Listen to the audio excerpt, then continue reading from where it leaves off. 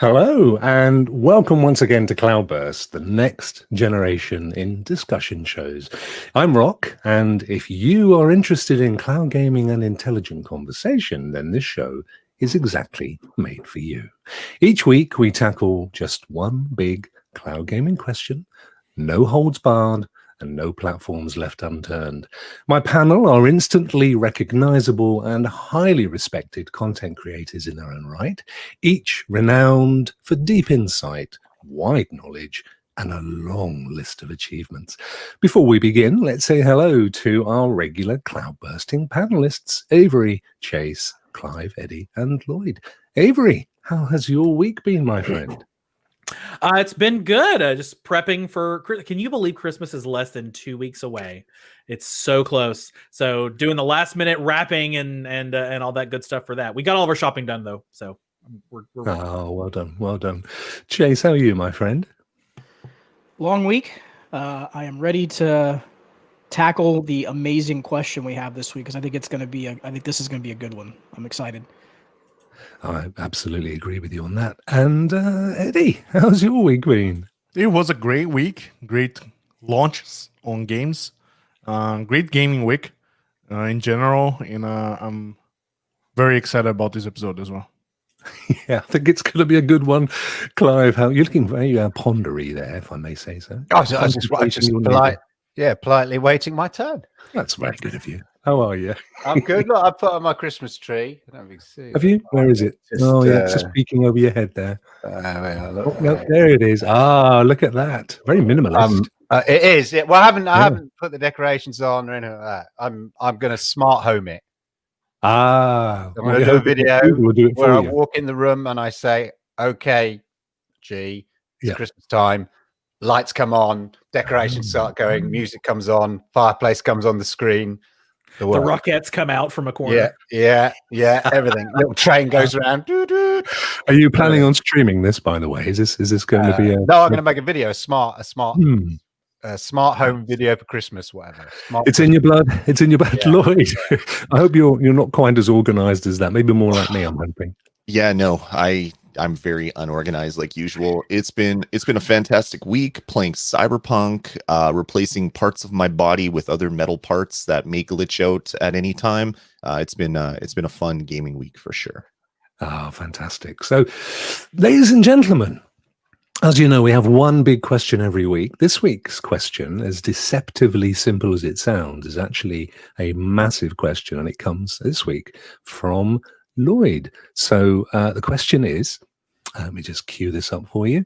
Has cloud gaming peaked at 4K 60 frames per second? And as it's your question, and it's the tradition of CloudBurst, Lloyd, you get to go first. Sure. Yeah, thanks for that. This is an interesting question because I've had a couple internal battles going on in my brain because of this.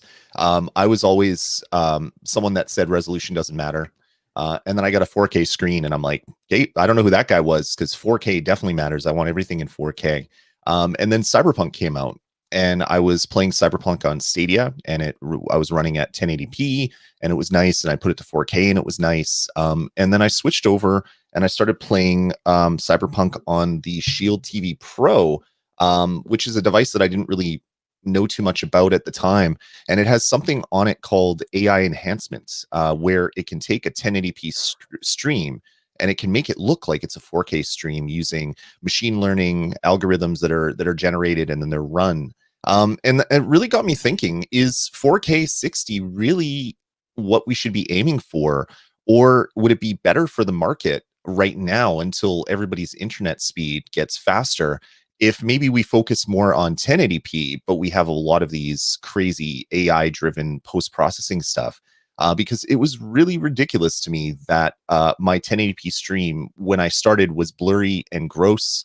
And then I turned the AI stuff on, and all of a sudden, all the details are crisp. So I thought it'd make a really interesting conversation because we know in gaming, it's always about how many triangles can the PlayStation 2 put on screen at once. And it's like, oh my God, look at all the polygons. we moved on from that to, or I guess first it was how many sprites can be on the screen at once on your NES or your Sega Genesis. Then it went into how many triangles can you push to the screen? And it's like, oh my God, this person, can you believe he's made out of 300 triangles? It's mind blowing. And then we have now where it's all about gigaflops and gigawattsies, and it's really confusing to the market.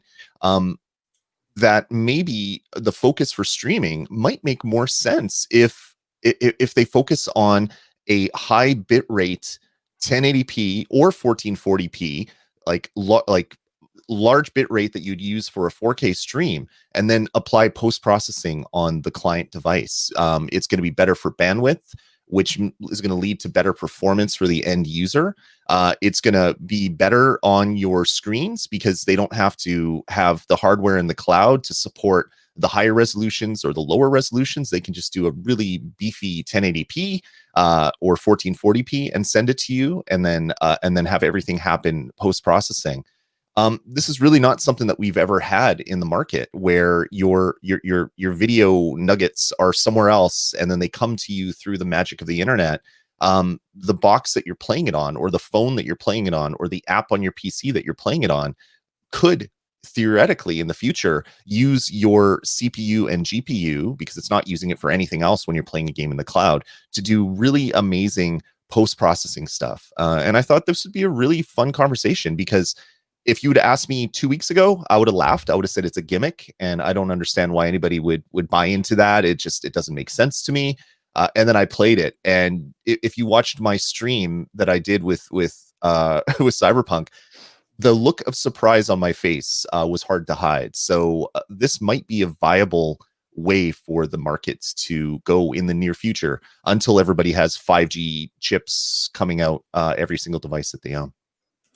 So a case of less is more in essence. Exactly. Absolutely. Avery. You know, this is tough because I don't necessarily. So number one, I mostly agree with Lloyd because he makes really great points, but I also think that we need the innovation in the market to keep pushing things forward. At one point in time, 480p was the norm, and that's what your tube TV was playing on, and that's just kind of how things were. And then we got to 720, and that was high definition. Oh, you guys, it was high definition. And then 1080p was mind-blowing, and then 2K and 4K, and we keep going up from there. So the difference being, like, you really can't iterate to the next version of graphics, the next version of animation, if you don't have a target to hit for. The perfect example, the Game Awards was this week, and they had that demonstration of Crescent Dragon, Crescent Storm. I can't remember the name of it. It was an amazing game. You'd think I would have looked this up before I started talking, but I didn't. And as we were watching it, we were just like, that's the Unreal Engine 5 demo right there. That's hyper realistic rocks and sediment and trees and all that kind of stuff. And if you stop at 720, there's no reason to make the rocks look that good. If you stop at 1080, there's no reason. If you stop at 2K, then there's really at a certain point, there's no reason to make things look better. If the cloud, if the AI, if the whatever is going to try to handle it for you, they're still not going to get the same quality as each of those pixels being present on the screen lined up in that order. So I think we have to keep pushing it forward to keep innovation going forward on the side of animation and graphics and all of those kind of things. We need 8K to exist, because when 8K gets there and people are constructing games to handle it, they're going to be constructing games that are that much more realistic and that much more lifelike. We might be getting pretty close to The Thing. It just left my brain. I can't think of anything today. The effect where it's creepy. We might be getting close to that. Somebody will think about it and mention it in your monologue. But we might be getting pretty close to that. And at a certain point, we're just going to be limited by the technology. But the number one technology we're limited, Uncanny Valley. Thank you, Lloyd. But right now we're mostly limited to how much can you actually put on the screen. And if that amount you can put on the screen is 4K worth of pixels, then you're only going to develop to 4K worth of pixels. But if you can put 8K, if you can put whatever goes beyond there, 12K, 16K, whatever, when we all have Christie projectors in our homes for IMAX quality, then, you know, we go from there. So I think we should still keep pressing, and I think cloud gaming is going to be on the forefront of that, because cloud gaming gives you the ability to have much more processing to handle it, to then just send the stream across. So for now, it's something big to aim for. You got to keep aiming for the big stuff. Chase. Well, I'm going to depart from Avery on this one, actually, and I'm going to tell you why. So here's the thing, and I think Lloyd's on the right track with where my line of thought is on this one, and we're all probably going to have a little bit of a different view on it, but I think there's something important, and I want to tell a little bit of a story and then give you the points. Consumers today are not interested in the Ks and the Ps as much as we think that they are. There is a hardcore audience that cares about that, and that always is going to be the case. You're always going to have folks that care about native resolution over whatever else may be out there, but the general consumer out there in the marketplace cares about two things. How much does it cost? And does it look as good, if not better, than the competition? I've used this analogy many times before about a baked chicken nugget and a fried chicken nugget. At the end of the day, if the chicken nugget comes out with the same results, no one's going to care how those results were achieved as long as it looks as good, if not better. The enhancements we've seen through companies that have done DLSS, which is through NVIDIA, and other types of AI enhancements, here's where I think we are looking at this in the wrong lens. And I'm going to tell you what I mean by this. We've always looked at things as you have to develop at said resolution to then enhance to said result. I don't think that's going to be the way of the world anymore. I think what's going to happen is it will be developed at a minimalistic or a specific target, and then AI will do the rest of the work. And why do I think that's going to happen? Two reasons. And we've already seen some of it happening in the marketplace as we speak. One is because hardware costs are only doing what? They're going up. They're not going down. And what are consumers saying? I'm not going to spend that kind of money anymore for that type of piece of hardware. So what companies are doing and developing is they're finding ways to give hardware in the now, right? When we're seeing this, again, perfect example with NVIDIA, hardware in the now that still meets some of the demands, but then cushioning it with AI. And why are they doing that? To reduce cost to the consumer, because otherwise you're going to have basically a server farm in your house, and no one's going to pay for that. So there's going to be these give and takes that you're going to see within the landscape, specifically on the AI and the machine learning. And again, my belief, and we're already seeing some of this trend happening within the marketplace, is that companies that are delivering the hardware and services, and we can use Stadia, GFN, xCloud, Luna, they're all going to be doing similar things. They're going to find ways to reduce cost and be able to be competitive in the market. And the only way they're going to achieve this is through the options of machine learning and AI. And to Lloyd's point, it's going to reduce data consumption. We still live in an environment in North America and the United States, and I know it's not the case in the rest of the world, but where data caps are still existent. And until that changes, they're going to have to find ways to reduce data consumption. This is one of those target ways to do that. And I will tell you this, there are examples where DLSS looks better than native resolution. So just because we have been so accustomed to it has to be perfectly aligned in the pixelation, that isn't the way anymore. AI and machine learning is getting results that are even better than what can be achieved on hardware today. It's happening in real time as we speak. So if that's the reality now, it's only going to get better in the future. So 1080 could eventually be an 8K image because the AI is able to do it and do it at a reduced cost. Excellent. Thanks, Chase. Now, I know Eddie wants to come back on this, and it's your slot anyway, Eddie, so over to you. I was going to come back to part of Chase's statement regarding prices are always going to go up. It's not, and we have that example on the 30s series from NVIDIA. But what I want to actually speak here right now, it's regarding, it's continuation of what Chase was saying on DLSS and the algorithms from NVIDIA. We have seen right now clearly that upscaling, it's cool.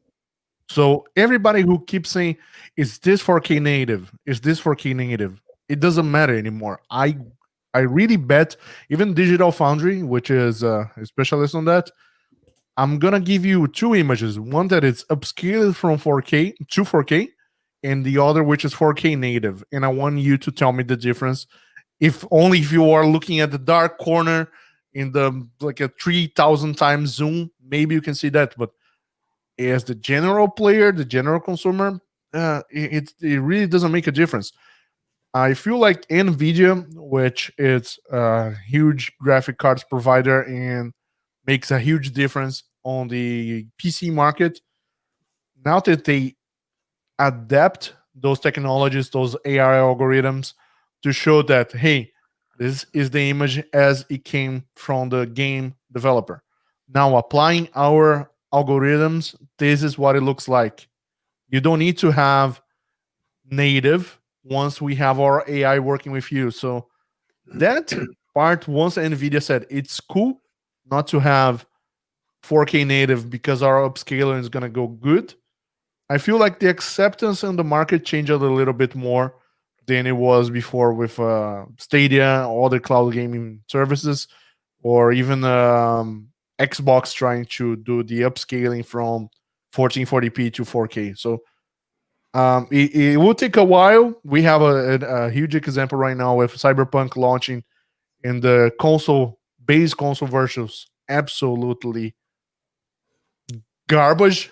I don't have other word to say that, but the console versions of Cyberpunk 2077 in the base consoles like PS4 Fat or PS4 Slim or Xbox One, Xbox One S, it runs terrible. And they do that because those consoles have a huge presence on the market, but those consoles are 7-year-old hardware and there are limits that you can do with that.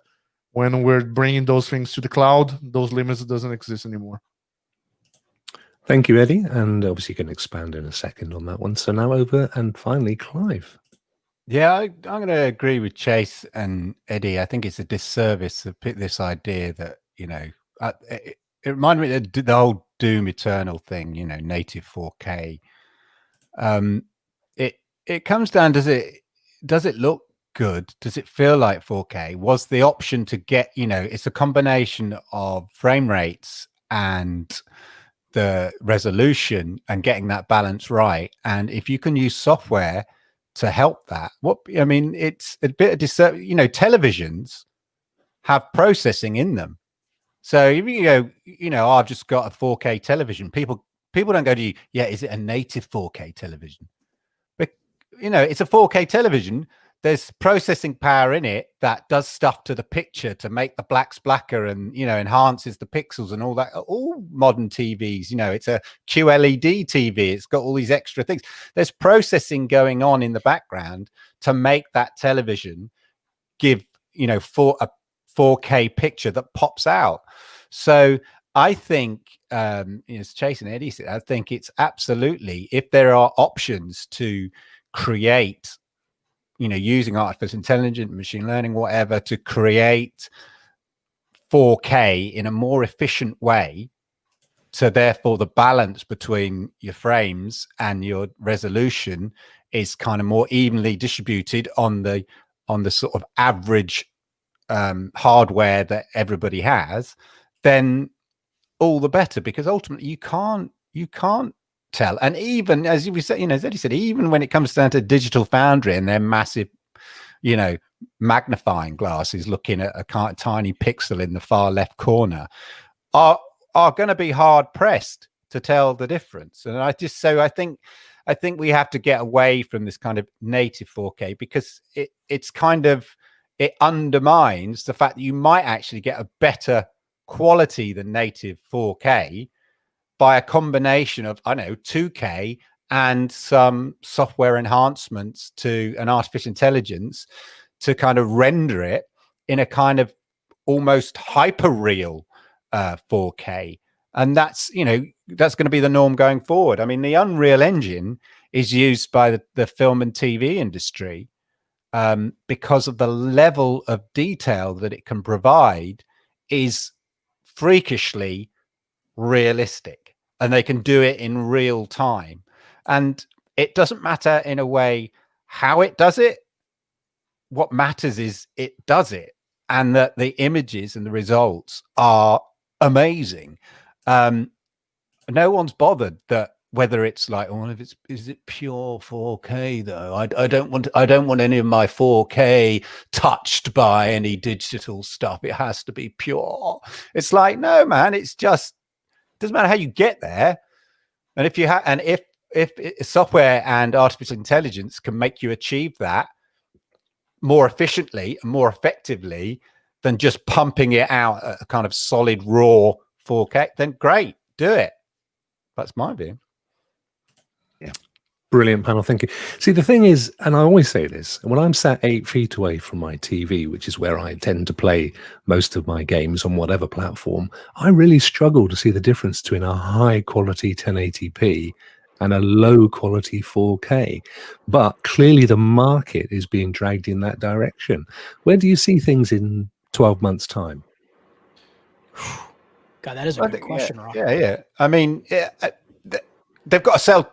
We'll always go for the next resolution, right? So, LG and Samsung, they're going to put out their 8K. They're pushing them around now. I've seen some of the top YouTube's, Linus Tech Tips and JTech and all this kind of stuff doing reviews of the, LG's 8K. Now, they're sort of their demo kind of things of what you could buy them, but they're not really commercial products in the conventional sense. They're just to demonstrate, look, we can create a factory produced 8K television to demonstrate that that's the potential and that's the direction. And there's sort of two reasons that that's the direction. One, because they can, and two, because it's a commercial business. And why we wouldn't replace our TVs every 3-4 years or whatever, 5 years. You know what I mean? There would be no reason. I mean, I'm contemplating, for you were saying yesterday, Rokk, FOMO, fear of missing out. I'm thinking, my 4K TV hasn't got HDR and it's 4 years old. It's getting a bit old.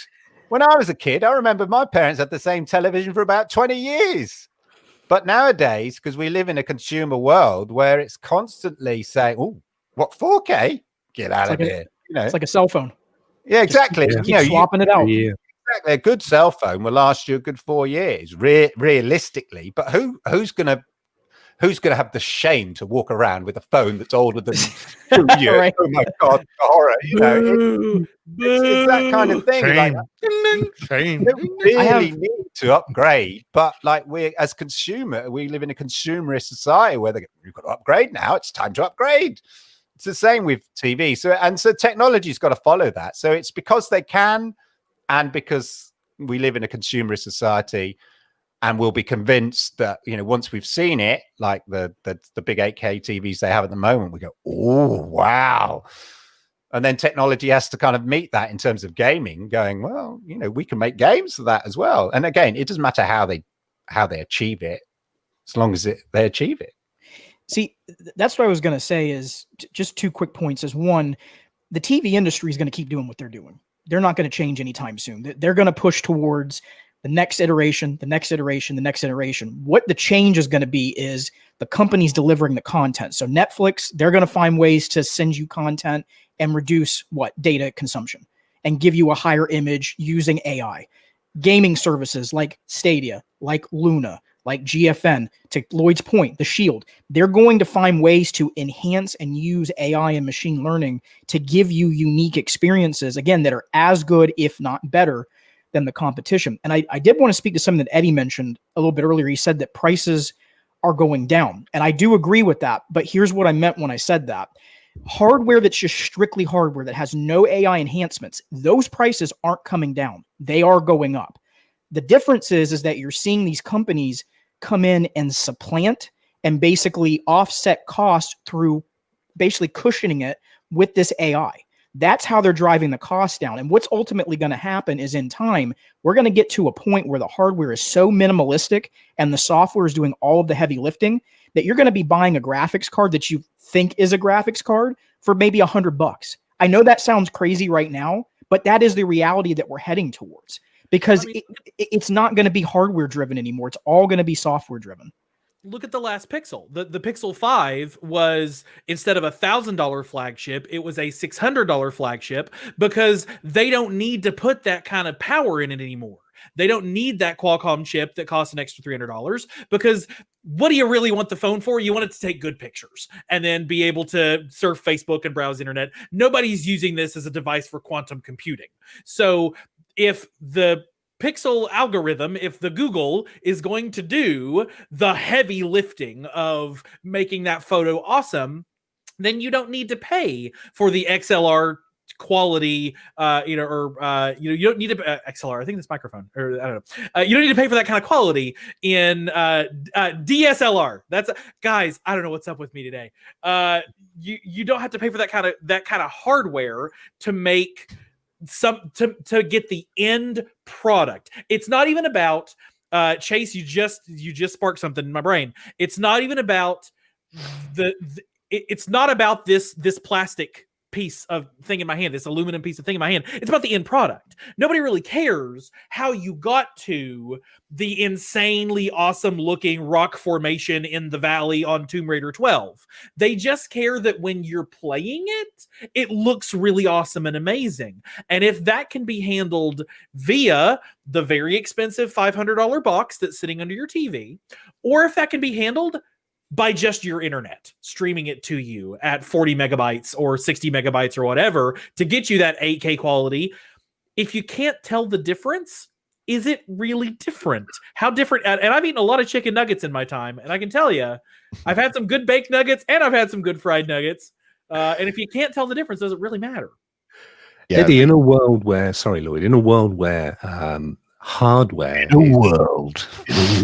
hardware is largely leading the technical progression. So whether it's NVIDIA with its cards or whether it's PlayStation with its boxes, the way that they leap forward in competition terms is by coming up with the fastest, whizziest. In that world, should cloud gaming continue to try and catch up, or should it be deviating and trying to market a different approach? I'm going to touch on that in a second, but we live in a world where the old TV trope of CSI or 24, when they're in CTU and they have a satellite image that has like 1 pixel to 1 meter resolution, and they're like enhance, and they can read a license plate. We're kind of there, obviously not with 1 pixel to 1 meter. But part of my day job, I'm IT at a university, and I support the parking department, and we've mounted cameras for license plate recognition on all these vehicles. And we've been using them for about 3 years. So you drive down a row of cars and they read the license plates, and you can actually read a license plate when you're going 50 miles an hour in one direction and a car coming at 50 miles per hour in the other direction. Like, it's super fast. But the cameras are really, really dumb. And about a year ago, they released what they called the machine learning core. And I'm like, okay, we need new cameras for this. There's no way. These are potato cameras. They're garbage compared. And they're like, no, we've run the machine learning. We've analyzed 300 million images. We have the algorithm. We just have to upload the firmware. And I was like, okay, let's do it. So we flashed the firmware on these cameras, and our reads went from 92%, where 92% of the time it accurately reads a license plate. The other 7-8% of the time it's reading fences as I, or a bus drives by with an ad on it, and it's like, your license plate is milk. No, that's not my license plate. All that stuff went away just by doing a machine learning, coming up with an algorithm for image, for picking up the right parts of an image, and they loaded it into this old camera. Game companies can, or I guess hardware companies can now do that with games. So to Avery, what you were saying is we want more. I agree. They can render at 8K 300 frames a second in the cloud, shrink it down to 1080p 60, knowing the algorithm that they use to shrink it down, and then they can reverse that on the other end. So Stadia could build that into their next CCU, NVIDIA can build that into their next Shield, Apple can build it into their phones, Google can as well. Once you know the algorithms, it's like zip. You take a 1 gig file that's mostly text, you zip it down to 3K because it's ridiculous. But you can reverse that. They can start doing that on the other end. And I mean, they're already doing that with codecs. That's kind of what it does. It takes a big image, shrinks it down, and enlarges it. But then you can use algorithms to enhance those details and bring a 1080p 60 image up to 4K 60 just by knowing what went into creating that image in the first place. Lloyd, if I'm not wrong, the algorithm of Google Stadia already does that with frame rates, right? Every single game runs at 120 at their Google servers, and then when it's delivered to us, it's on 60. Yeah, I think it's 60 in the cloud, or it could be 120, but I know that from like a timing thing, if your game is optimized at 60 frames a second, you have less input latency on Stadia than if your game is optimized at 30 frames a second, just because of how Google's hardware was designed. So yeah, a lot of hardware can be designed with limitations in mind, but when you know those limitations, you can work around them. So we could see a future where games are 8K 120, but they're coming down to your phone at 720p or 1080. They look like they're 4K, they look like they're 8K, but your bandwidth for your phone on LTE or 5G is just a fraction of what it normally would be if you want to get that native raw signal beamed to whatever device you're using. Do you think it's going to make it like part of the conversation on this is that the hardware back home has to struggle to make this happen. There's work being done, and you're either going to do the work making the graphics do whatever it is, your GPU, you're going to do the work making data, your CPU work however it works, or if you're looking at a cloud platform where they're going to be leveraging AI and machine learning and all those kind of things, you're also going to be doing the work to make the game do interesting data things. We don't really have that yet. That I'm wondering if it's possible that once developers really start embracing the concept that the cloud can let them do crazy things in video games, maybe graphics won't necessarily become that high of a priority, because what you're going to want to invest the server resources in is the AI and the machine learning and the guy that, you know, you killed his father and now Inigo Montoya remembers you and he's going to come kill you later. Like that stuff, and making that really powerful. And if it's a nice 1080p, 2K, 4K, whatever, but it's got really crazy things it's doing in the game, maybe the tech, the visual side won't matter as much to the consumer. It's all about resources, isn't it? That's, I mean, you know, you've got a finite amount of resources as a programmer. I remember back in the day when I think we talked about it on Generation X. I think it may have been about Crash Bandicoot or a similar title like that, where they said, the developers said they basically took the chip apart or whatever on some machine. I forget what machine it was or what game it was, but there was something like that on the Nintendo or on the PlayStation. They took the chip apart to see, you know, to look inside it so they could say, okay, how can we we could borrow some RAM from that bit there. I know we're not meant to, but that suddenly means we can have some, you know, extra polygons and textures and stuff like that. So developers, you know, especially the really techie engineering guys within the developers, are always looking at trying to push what they can do. So you give them a new set of tools, then it becomes more an editorial choice, like, which I guess was Avery's trying to say about, you go, okay, we've got these tools, and we've got a finite set of resources. How can we maximize what we have? What editorial decisions are we going to make about, I don't know, increased number of people on the screen, or we want it to look really shiny, or we want to increase the frame rate, or we want to increase more interaction? And so then it just becomes, okay, here's a new set of tools that can do more powerful things, finite set of resources. Now be creative and make your editorial decisions on which bits you want to use. See, to that point, I think that the place that developers likely are going to go to is, it's kind of what I was saying earlier, is there's going to be a set standard of development, whatever that is. And I don't pretend to know what that's going to be right now. I don't know where we're going to go there, but there'll be one set standard. And then what happens is the cloud will do everything else on the graphical side. It'll either upscale it or downscale it, depending on what's going on. The graphical pieces and some of the like what we see with Unreal right now, developer will be like, we ain't got to worry about that. That's going to do all that for us. We know that's going to look good. They're going to be more focused on, to Clive's point, to Lloyd's point, to Avery's point, is what type of mechanics are we going to have in this game? What's going to make the game, the core gameplay unique? How are we going to add in NPCs and AI and different types of strings of interactive pieces with languages and machine learning? Like, that's going to be the focus. The focus for a long time always was, we got to work on the graphics, we got to work on the story, get all those things in line, and then start working forwards. That's going to be reversed. All that'll be the last thing that they worry about. Like, we don't even got to worry about the graphics. We know that's going to work just fine. We need to get these things done. Story, mechanics, core gameplay. That's going to be the focus for these developers. Yeah. And from a cloud standpoint, for us, we won't care. We won't care about that stuff. We don't care if it's 4K. We don't care, whatever. It's just going to look good for us. But the people that care about the Ks, the people that care about the Ps, they're the ones that are building $3,000 gaming rigs already. They can continue to do that. Who cares? They can buy the 8K widescreen panels and their crazy cards. They can run them in SLI. They can bump up the RAM. They can get new CPUs every other week if they want.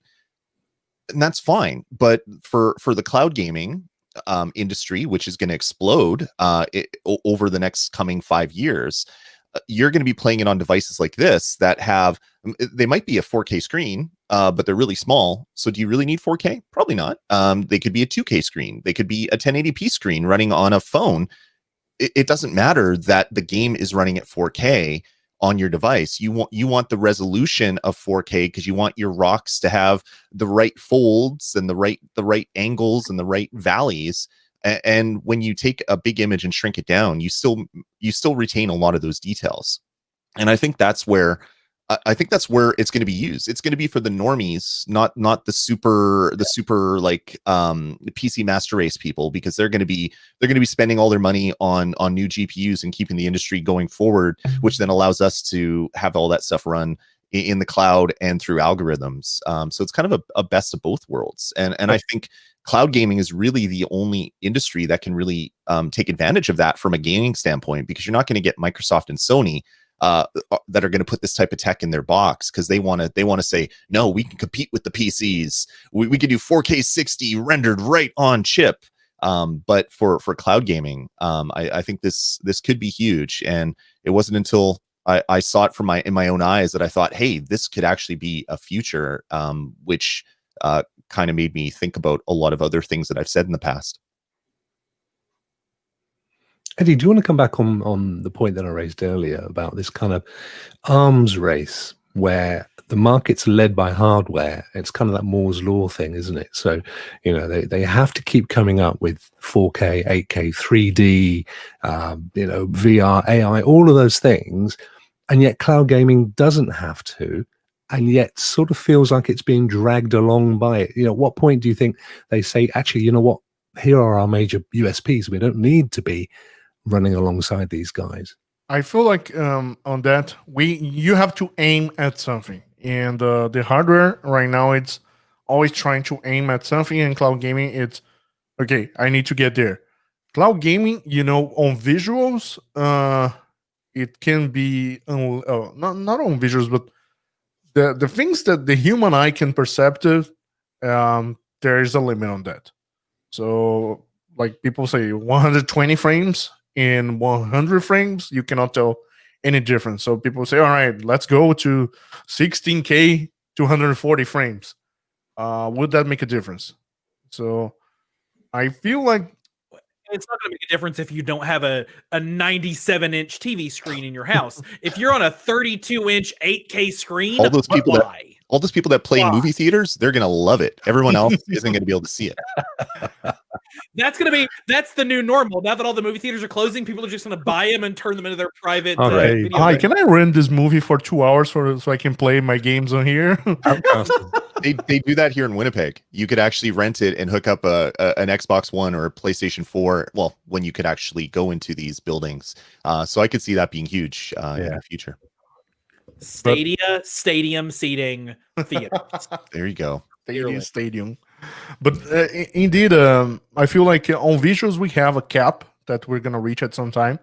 But it's a matter of how the technology is going to expand to deliver those visuals with less consuming energy, power, and with less work for the developers to deliver that. So we saw that with the demo of Unreal Engine 5, that it's way easier. We saw that with a demo from, I don't remember the name of the thing, but Aaron Hoffman-Jones showed it once when you just draw something very simplistic and the AI... Chimera. Thank you, Chase. Project Chimera, when you just draw something very simplistic and the AI go and fine-tuning that for you, so it saves a ton of time for you. I feel like those are the kind of tools that we will see more other than visuals, because we are almost on a pinnacle of a visual. With, by the way, 4K 60, I feel like it could be something that can, at least for the next 5 years, sustain this generation pretty good. I know PlayStation 5 is already talking about PlayStation 5 Pro, which, as according to the patent I could see, it is own version of elastic computing. So they would have 2 processors, and whatever you need, whatever you don't, it would adjust it. But in graphical fidelity, I feel like 4K 60, it's something that we're going to see at least for the next 4 years or 5 years, untouched.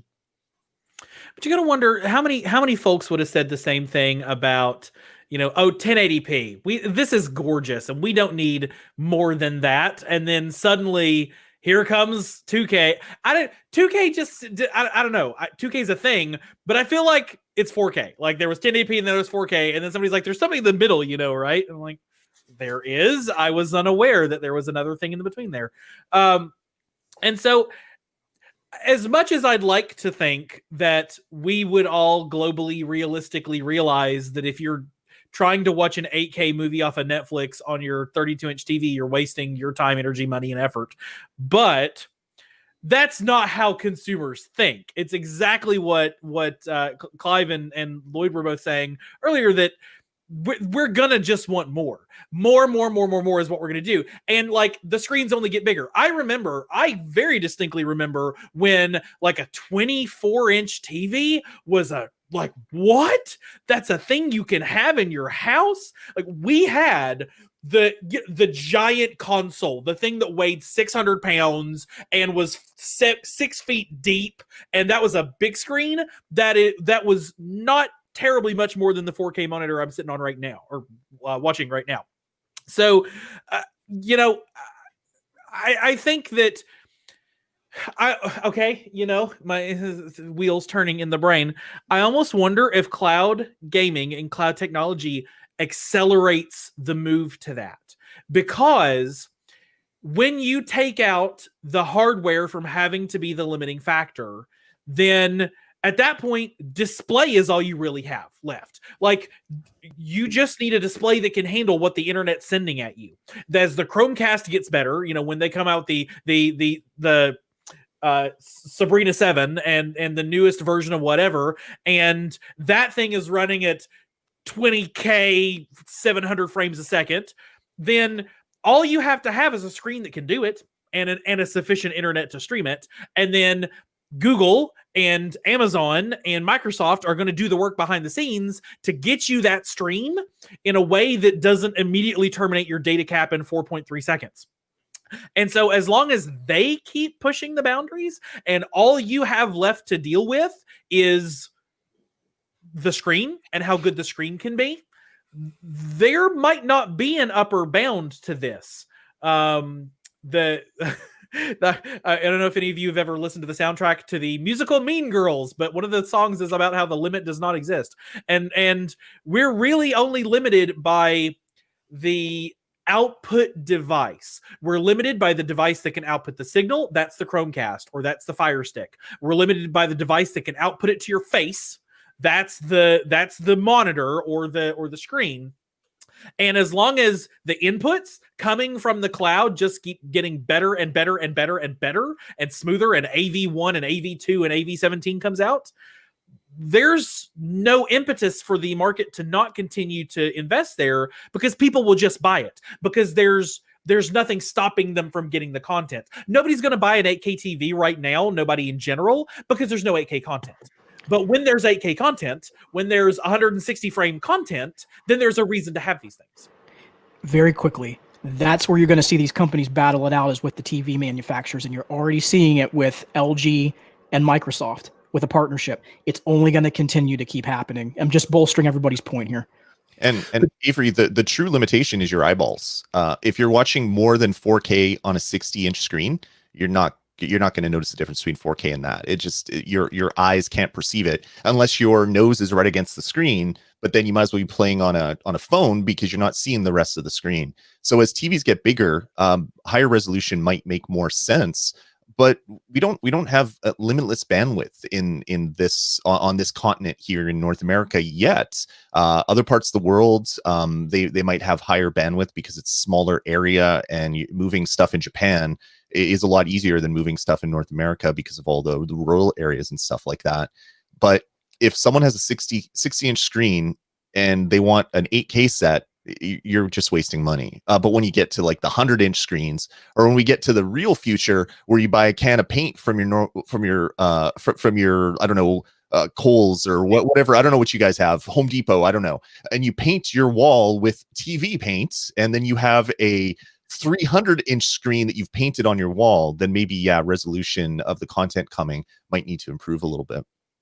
Jay, something I was going to specifically ask you is that we've seen with the launch of Cyberpunk this week just gone by, the big news has been around where it's been at the highest quality. PC and Stadia getting a huge amount of plaudits for this. But ultimately, do you feel the consumer benefits from this?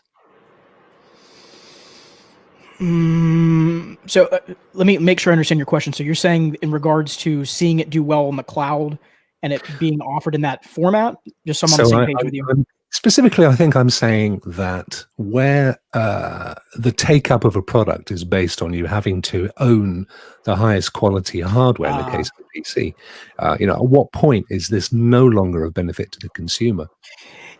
I was going to make that point earlier, but everyone kind of started going in that direction. Is that Lloyd made the point earlier? There's always going to be folks that appreciate native resolution. And this is not a conversation to put those folks down or to say that they don't matter. They do. All right. And those folks that want to have that as an option, that's perfectly fine. But to everyone else's point here so far is that most consumers only care about, does it look as good, if not better? And is it cheaper than the alternative? Can I get it at a reduced cost? This is where, now to your point, Rokk, where like Stadia comes in, because so many people they couldn't get a console, they couldn't afford a console, they weren't interested in next gen, they can't afford a $3,000 or $4,000 high-end gaming PC with one of the 3000 series cards, right? So what is the alternative? It is Stadia. And because you're seeing it perform well, and because of such a smart marketing ploy by Google to say, buy the game, get the hardware. That's all you have. All you have to do is just get it in someone's hands. And the other smart thing they did right now was all these game sales. Because what's someone going to do? They're going to go and play Cyberpunk, and they're going to go, hey, wait a minute. So you're telling me that this game over here, NBA 2K21, is only $10? Yeah, I'll pick it up. Oh, Borderlands, the deluxe edition is only $10 and it's only $99. Of course I'll pick this up. You just hooked that person. They're going to stay on your ecosystem because of ease of use, cost, and back to the full point, and it comes full circle. Does it look as good, if not better? And does it perform as good, if not better? And if the answer is yes to any of those questions, you've just won over a consumer. That's where cloud gaming has to get. It has to be, Chase hit it on the head. They have to feel, for someone to adopt cloud gaming, they have to feel like the value that they are getting is equivalent to the value that they would get if they invested somewhere else. It's the value proposition. We've said it over and over again on the show. They have a consumer has to feel like they didn't lose anything by moving to the cloud. It's not even necessarily, sometimes it's a fear of adoption, but sometimes it's a fear of loss. You feel like, well, I've spent so much time invested in this other ecosystem that if I move, what am I losing? And, sometimes you're losing features or functionality, but when it comes down to what does the game look like when it's playing on your screen? That's the thing you can't lose. You can't have worse there, or at least not worse enough that it outweighs everything else you're going. So as we start to march on toward 4K, 8K, those kind of things, these platforms have to get it right. But I feel like they're going to get a little bit more leeway because the expectations, in a real sense, they're kind of low for the cloud. Given all the chatter, you would think it would be higher. But the fact that everyone's like, oh, Stadia sucks, Luna sucks, and then they pick it up and it actually kind of works. The Kotaku article about Cyberpunk this week said it works surprisingly well on Stadia because the expectations are so low that just for them to hit them is nothing. So Stadia's and Luna and Xbox Game Pass have the luxury of getting 1080p right. They got it right. It's good. 1080p's golden. Now they get 4K. When they get 4K right, it's going to be great. It's going to be golden. Then when 8K starts getting out there and people start adopting it, they're going to have some time and some leeway to get 8K and get it right. But once they start releasing those 8K games and everybody else goes, well, I would have to buy the Xbox Tangent Alpha 7 Circle Form to get 8K, or I could just keep playing on Stadia, and I might have to upgrade to the Chromecast Delta, and it's $80 instead of $60. But now I have 8K. That's a much easier sales proposition when they don't feel like they're losing anything, and you've removed the fear by establishing it in the market. Clive, I was going to just ask you briefly. We've talked about how there's a kind of an arms race with the hardware manufacturers, PC specifically, but equally our other large point of consumption of entertainment, of course, is where you live, where you work in television. And yet the adoption of 4K has actually been relatively slow in television, certainly in the UK. It's still an exotic addition to your cable package. Do you feel that there's the television or the consumption of media through TV and say Netflix is deviating from what's happening in cloud gaming?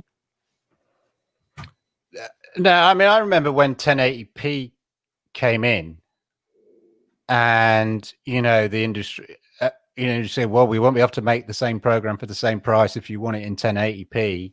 Going to have to upgrade the camera, it's going to cost you extra money and all that kind of stuff. And so we had a little kind of contingency pot to just up the budget slightly so that everybody could convert to 1080p, because that and not 4:3, basically in 16 by 9, and that that I remember going through that transition in TV production and sort of having to pay little bits of extra money for the HD uplift, as we called it. But now, because it's standard, and obviously, ideally with dramas, they kind of want to shoot in. They used to want to shoot in film, but now it's that's less of an issue now. It's like, well, you can shoot it in 4K or whatever, and then go into color options and stuff, and make it look filmic if you want to make it look filmic or whatever and stuff like that. So. And we've seen, as the TVs get bigger, it's a combination of consumerism. Netflix offer, all as standard, their in-house products are all Ultra HD, are all in 4K, and will come down the wire at you in 4K and stuff. And that's sort of their value proposition. That's their in-house projects. And you'll see it certainly with the consoles with their in-house. They'll be, and I've seen certainly with Stadia, we've started seeing it. There's if it's got Stadia games and entertainment on over the door, it's got to be in 4K. It's not a question. It's not like an old port of an older game.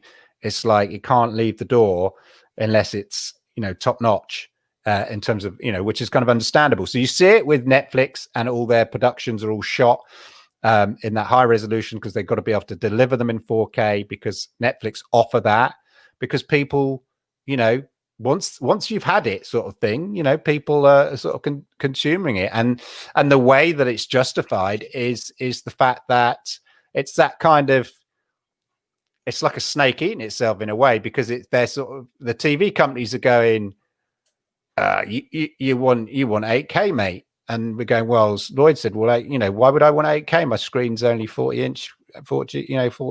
Why would I want 8K? And then the TV company's going, well, that's because you want a 100K screen. That's why you want 8K. And you go, and they sort of twist it round on you. So you're going, oh, I need a bigger TV now. Oh, yeah, you need a bigger TV now. But in order to watch good stuff, you need a better picture. So you need it in 8K. And so it's sort of, you know, but it's sort of feeding each other, and then obviously production has to keep up with that. And then you know, gaming's the same. They're going to be going, well, we don't want to feel like we're some kind of inferior product.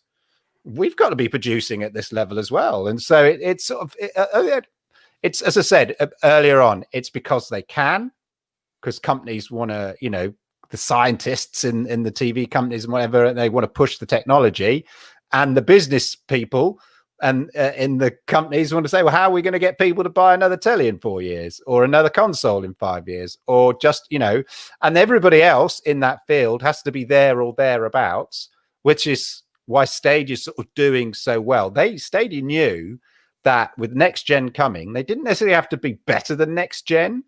They certainly had to be better than current gen, but they had to be there or thereabouts. So to the average user, the experience is as good as, in some cases, better than what the general consumer is used to, which at the end of the day is Xbox and PlayStation. It's better than that. Is it better than, you know, your $3,000 PC rig? No, but who has that? So it's got to be there or thereabouts. And as the sort of PlayStation 5 and the Xbox, you know, once Series X becomes more prevalent and the norm in 3-4 years time, then that's the new bar, and cloud gaming has to be there or thereabouts. So there is a sort of a natural arms race driven by consumerism. Eddie, final point? Yeah, no, quickly on TVs and content, because growing up in Brazil, people would refresh or get a new TV every 4 years just because to watch the FIFA World Cup. Yeah, it's a big event, and we know that every 4 years, people want to have the best experience, either be watching it on 4K, because sports on television, it is one of the big benefits of 4K, and also having a better, either from LED panels to QLED panels so people usually do those refreshes on every 4 years. Now it is kind of difficult to see other type of content coming. We know that cinema, it's the pinnacle of having the best image, having the best audio. That's why they sell this promotion so much, especially big directors say, yeah, you gotta go watch my movie at the cinema because it's gonna be the best experience that you can expect. That's what I designed it for you. Sports, you get 4K because it's almost being there. It's what they try to sell. Just be there by watching our sports if you can't be there. But regular content like news, TV shows, it is slowly turning up to 4K. I feel like we on the gaming industry, we are much bigger, and we are proven to be bigger than movies and music altogether. And that's why our industry will continue to grow and take benefits on those. So could we finish by saying that gaming today, in terms of leading on technology, is maybe the equivalent of porn from yesterday? Porn will always lead the way. Gentlemen, thank you very much indeed, as always, for a fantastic show. Some great points there. Before we finish up, I just wanted to catch Lloyd, because Lloyd, you've been doing something amazing in the last 24 hours. Did you want to just tell the folks at home what you've been up to? Yeah, so I'm running mission control as the tech guy for what we call Charity Land. This is the third year, and it's a bunch of Disney streamers and content creators that got together with an organization called Give Kids the World Village, which is kind of a resort in Florida right by Disney World that invites very, very, very sick kids and their family to their resort, all expenses paid, for a week to come experience Disney. So we've done this for 3 years. This is a weird year because it's COVID. So there's no going to Disney. There's none of this. So how we're running it this year, we did 7 hours last night. We're doing another 7 hours tonight, starting at 6 p.m. Eastern. over at youtube.com/defunctland. It's being streamed on the Defunctland YouTube channel. We're going to be streaming old Christmas parades that were broadcast, so old Disney Christmas parades. We did 7 hours yet last night. We raised $21,000 for sick kids, which is incredibly huge. You can check it out over at charityland.gives. You can donate there, but also get the links to everything. We're going for another huge bunch of donations today because I mean, COVID sucks, but sick kids suck even more. So we want to do all that we can to help out all these families that are going through some really, really tough times, on top of the tough times that everyone is going through. So you can check it out, youtube.com/defunctland, or easier, just go to charityland.gives and check it out. Donations are open even after the event, and you can rewatch the event. If you want to watch old parades from 1988 with questionable content in this era, with three guys kind of Mystery Science Theater 3000ing the comments over top of it, that's the one place to do it. So yeah, check it out, charityland.gives. Brilliant stuff. Well done for that, Lloyd. And please, folks, do give that some support, because I think that sounds like an amazing thing to support there. So, gentlemen, as is the tradition, I'm just going to work my way around from the top to where people can find you. You can find links down in the description, people, but let's start with you, Chase. Yeah, you can find me on Twitter at Phantom UFC Fan, and some folks may have already noticed today, but the channel officially started already moving towards the rebrand. So January 1st, 2021 will be officially the start of the Gaming Advocate. Nice, super exciting. Really looking forward to that. Avery, your good self. Muted. So I'm unmuted now, and no, that's a bad joke for the YouTube people. You can find me online on Twitter at CharmCityA, because I live in Charm City and my first initial is A. You can also find me on the Stadia Source channel, doing all kinds of first looks, roundtables, podcasts, special shows, live streams, all that good stuff. StadiaSource.com or YouTube.com/StadiaSource. Brilliant. And Lloyd.